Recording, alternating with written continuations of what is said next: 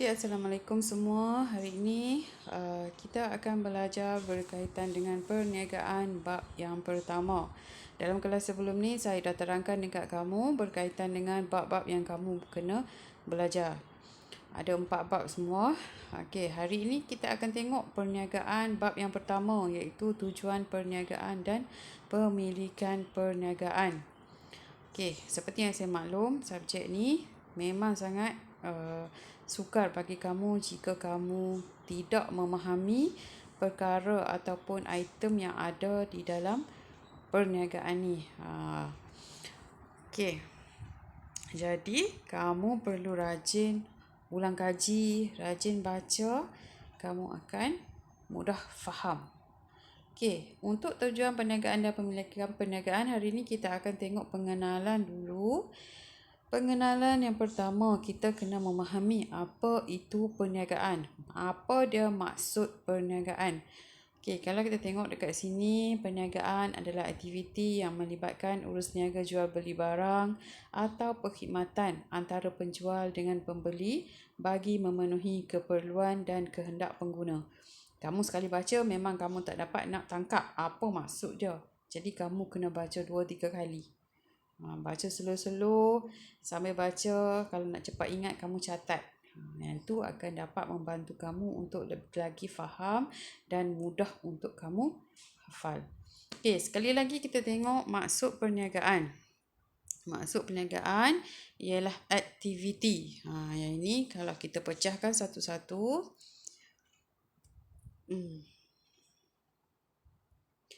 Perniagaan merupakan aktiviti yang melibatkan urus niaga jual beli.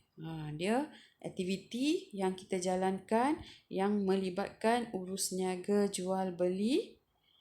Seterusnya adalah barang atau perkhidmatan. Apa yang kita urus niaga? Apa yang kita apa yang terlibat dengan proses jual beli ni, iaitu barang atau perkhidmatan. Okey, itu adalah sesuatu yang terlibat dalam urus niaga ni. Siapa pula yang terlibat? Okey, dalam perniagaan biasanya dia akan melibatkan penjual dan pembeli. Mesti ada yang menjual, mesti ada yang membeli. Okey, tujuan perniagaan ni apa? Tujuan dia adalah untuk memenuhi keperluan dan kehendak pengguna. Dekat situ kita boleh tengok apa dia yang item-item yang terlibat di bawah maksud perniagaan ni. Kat sini saya gariskan ada 6. Jadi bila kamu ingat 6 ni, kamu boleh susun ayat untuk menjelaskan tentang maksud perniagaan. Yang pertama, semestinya aktiviti. Okey, aktiviti tu aktiviti apa? Dia libatkan apa? Melibatkan urus niaga jual beli. Aktiviti dia adalah urus niaga jual beli. Apa yang dia jual? Apa yang dia beli? Itu barang. Yang ketiga adalah barang atau perkhidmatan. Okey. Siapa yang terlibat dalam urus niaga perniagaan ni? Yang terlibat adalah yang keempat adalah penjual dengan pembeli. Okey, bila dah ada penjual dengan pembeli, apa yang bila penjual dan pembeli ni dia dapat barang. Barang tu untuk apa? Yang ni adalah yang ke-6, memenuhi keperluan dan kehendak pengguna. Okey, itu adalah maksud perniagaan. Boleh faham? Okey, senang je kalau kamu mudah faham. Memang senang. Okey, seterusnya kita akan tengok kepada konsep asas perniagaan. Yang ni boleh rujuk dalam buku teks kamu. Konsep asas perniagaan yang pertama adalah penjual dan pembeli, barang dan perkhidmatan, kontrak perniagaan, keuntungan perniagaan, pertukaran nilai, dan last sekali adalah memuaskan kehendak dan keperluan pengguna. Selepas ni kita akan tengok satu-satu apa yang dimaksudkan dengan konsep asas perniagaan.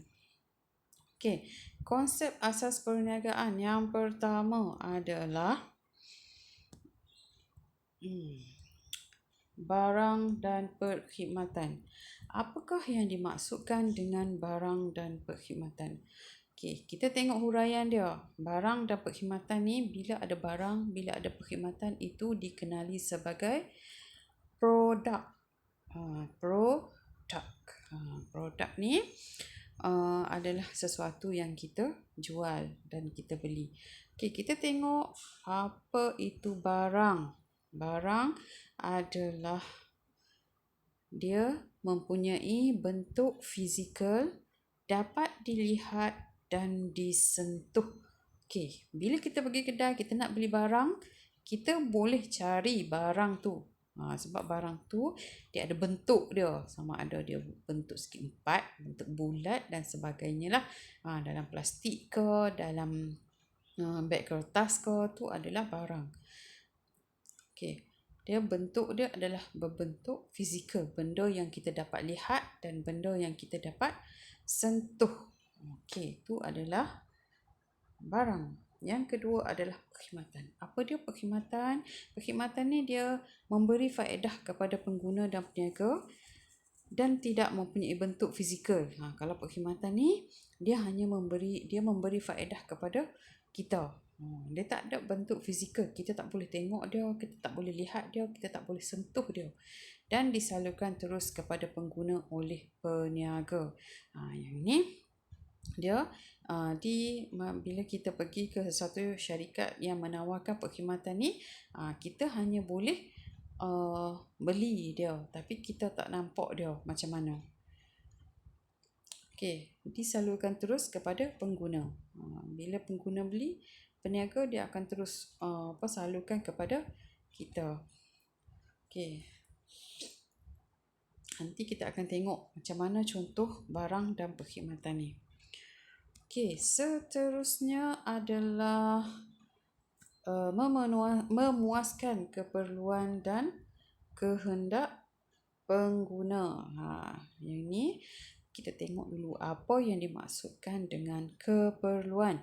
Keperluan diperlukan untuk meneruskan kehidupan terhad dan sama bagi semua orang. Keperluan ni, macam kamu dah belajar dulu, keperluan ni adalah untuk meneruskan kehidupan kamu.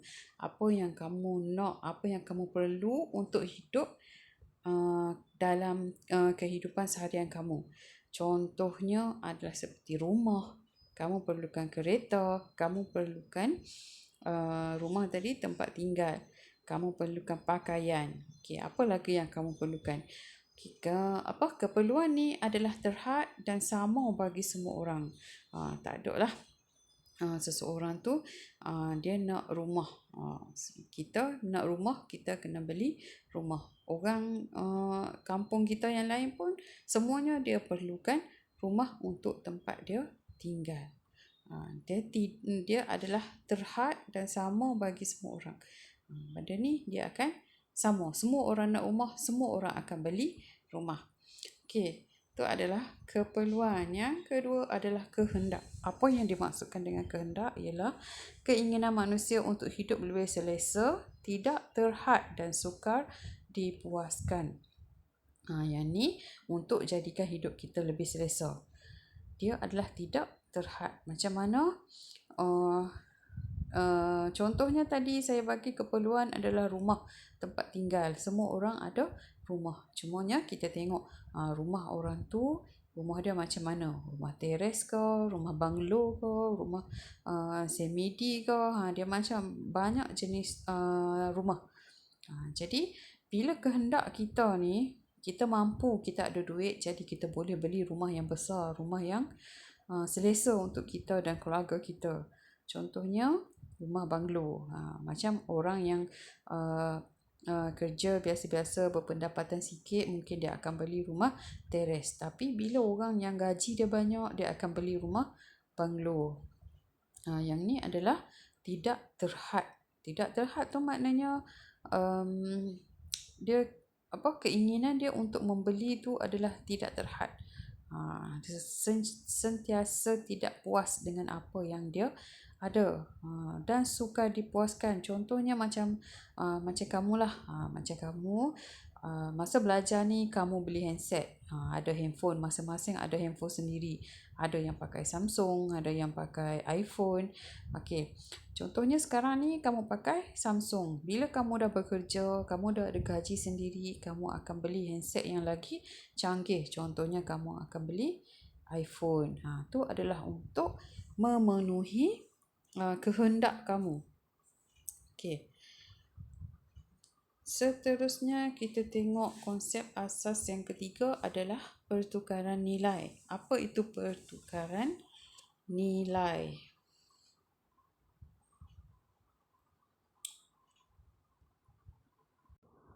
Okey, pertukaran nilai adalah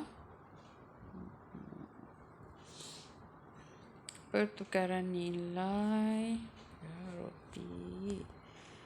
Apa akan jadi pula?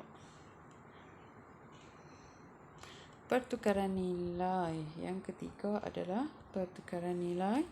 Apa yang dimaksudkan dengan pertukaran nilai? Yang ni pembeli memberikan sesuatu yang bernilai. Contohnya seperti wang sebagai balasan kepada produk yang diperoleh. Bila kita sebagai pembeli, kita nak beli rumah. Kita nak beli, contohnya kita nak beli, bagi kamu tak adalah beli rumah sebab kamu masih belajar. Contohnya kamu nak beli pen. Pen, kamu kena ada duit. Pen tu berharga RM2. Kamu nak beli pen, kamu berikan duit, sesuatu yang bernilai. Duit tu ada nilai dia sebanyak RM2. Bila kamu nak beli, kamu serahkan RM2 kepada penjual. Sebagai balasan, kamu akan dapat barang yang diperoleh. Barang yang kamu nak. Contohnya pen tadi, kamu bagi duit RM2, penjual tu akan bagi pen kepada kamu. Okey, yang keempat adalah keuntungan perniagaan. Apa itu keuntungan perniagaan? Keuntungan perniagaan adalah lebihan hasil jualan setelah ditolak semua kos yang terlibat dalam menghasilkan sesuatu produk. Kamu akan terlibat dengan kos. Berapa macam mana ni? Keuntungan tu kamu akan dapat bila jumlah jualan. Katalah dalam bulan ni kamu jual barang kamu dapat pendapatan kamu adalah RM10,000. Okey. Dan jumlah kos yang terlibat adalah RM5,000. Okey, keuntungan tadi. Ini adalah keuntungan jumlah jualan kamu 10K, 10,000. Jumlah kos yang terlibat adalah 5K. Okey, jadinya keuntungan kamu adalah sebanyak 5K. 5K tu 5,000.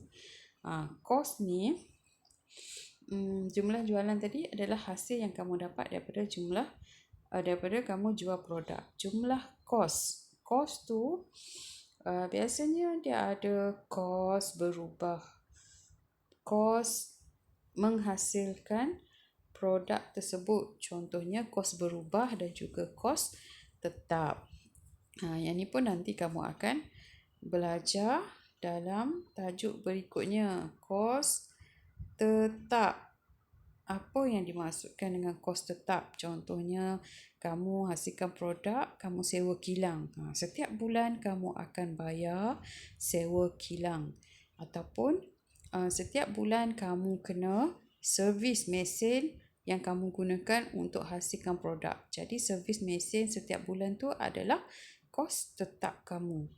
Okey, seterusnya adalah kos berubah. Kos berubah. Kos berubah tu apa dia? Contohnya, bulan ni mesin yang kamu gunakan tu rosak.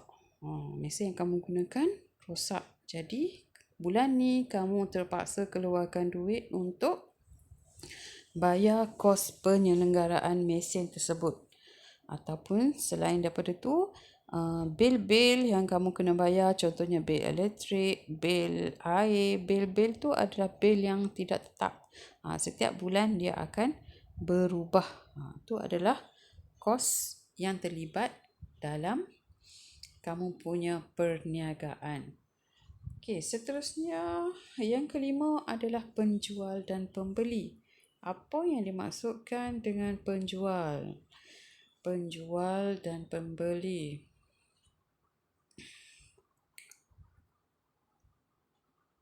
Penjual dan pembeli.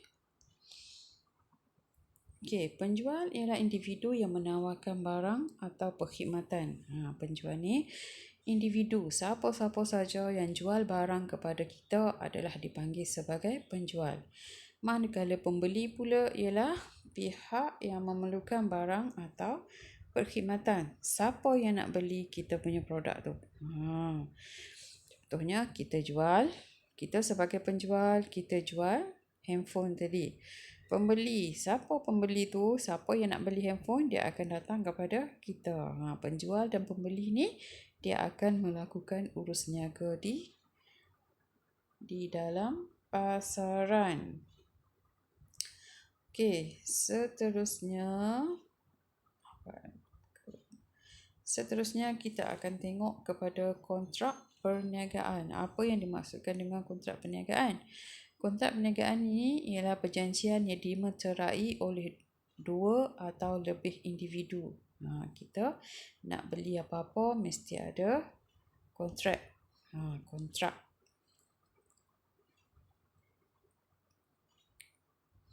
Kontrak terikat secara sah kepada perjanjian yang telah dipersetujui.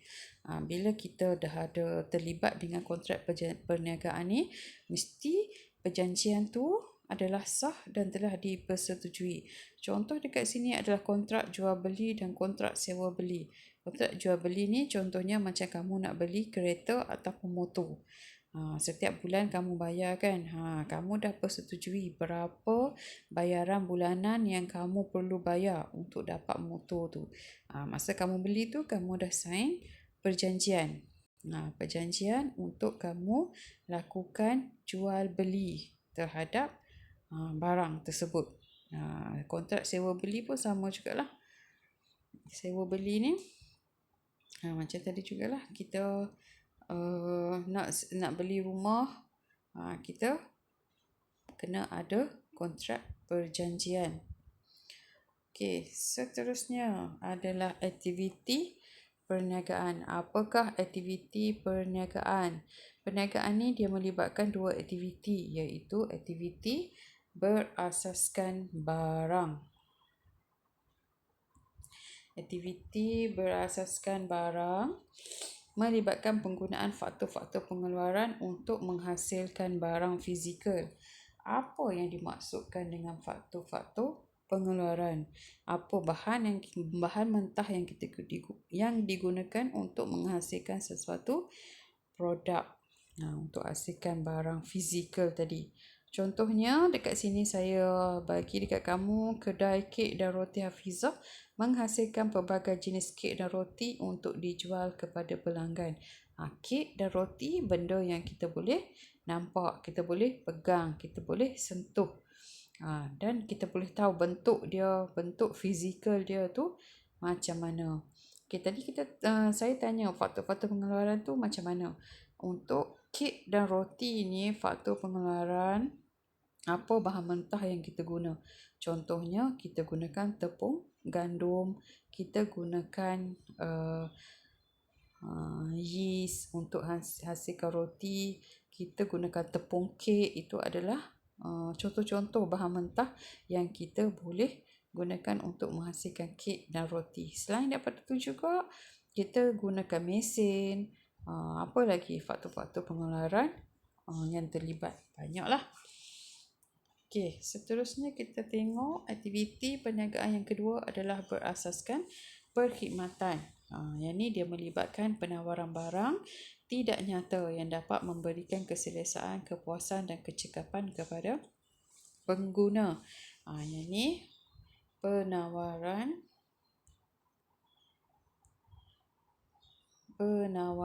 barang tidak nyata. Barang tersebut kita tak nampak. Contohnya Nur Family Travel and Tours ni Kita ambil gunakan perkhidmatan dia untuk kita pergi mengembara, kita pergi melancong ke negara mana.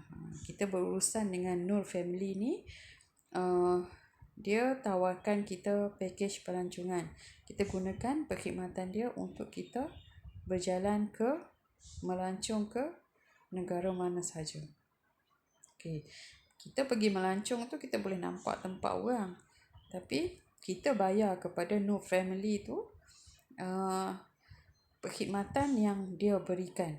Contoh lain perkhidmatan adalah perkhidmatan bank.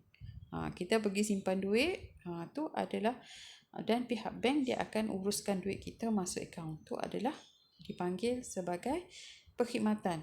Okay, jadi itulah 2 aktiviti perniagaan, iaitu aktiviti berasaskan barang dan perkhidmatan.